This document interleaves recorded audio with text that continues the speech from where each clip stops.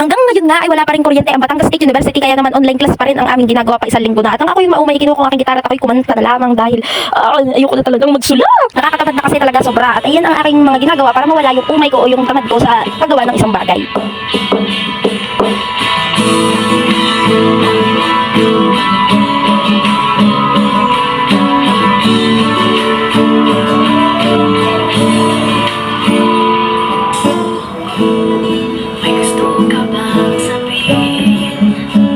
Talaga ay pangarap ko talaga na maging isang banda. Yung paano ba? Isang maging banda. Wala namang ganun, diga.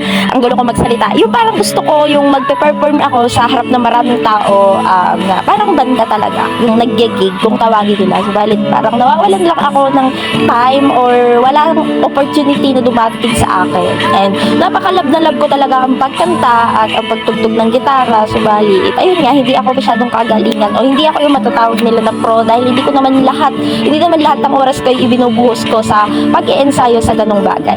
At nang maumay na nga rin pala ako sa ginagawa ko ay bumalik ulit ako sa pagsusulat. At kahit ayaw ko ay kailangan ko talagang pilitin na bumalik sa pagsusulat dahil wala akong aaralin, malapit na ang finals namin. Mahaba-haba ding oras yung nagsulat ako, subalit naka-fast forward nga tayo, kaya ayan, nang maumay na naman ako ay kumanta na naman ako na para bang wala akong kasama sa dorm namin.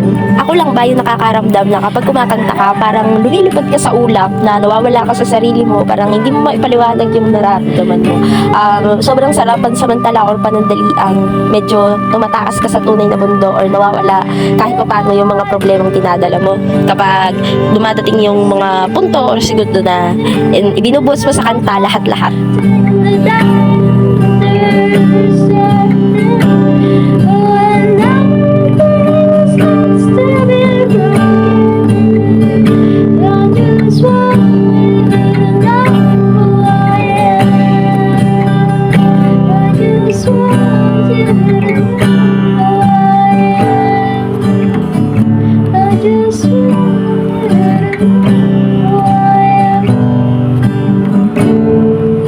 Ay sobrang feel ko na kinakanta ko at hindi ko nga namalaya na gabi na pala.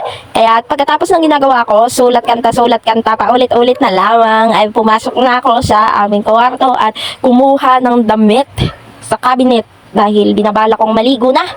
Baho-baho ko na, ang lagkit-lagkit ko na dahil aminin na natin sa hindi, sobrang init ng panahon. Tapos kinuha ko na lang nga din pala dyan yung tuwalya ko. Tapos bumaba na rin ako. Bumaba nga lang pala ako dyan at nakapag-usap sa mga ka-dormmates ko.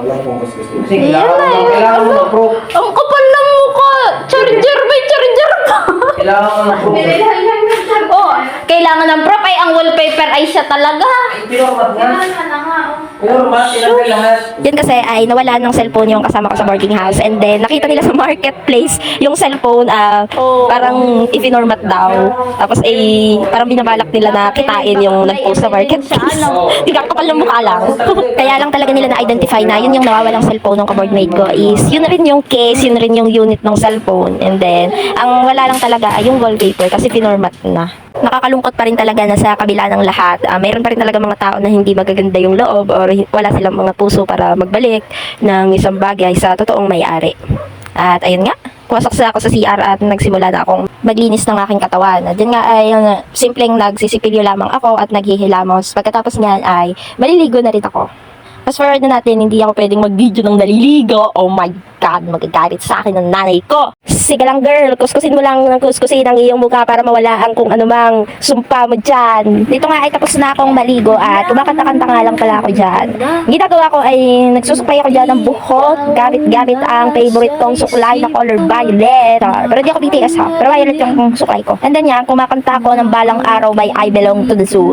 Ewan ko yan, ata yung song na huli kong napakinggan nung naliligo ako, kaya ayan, daladala ko na. Hindi magawa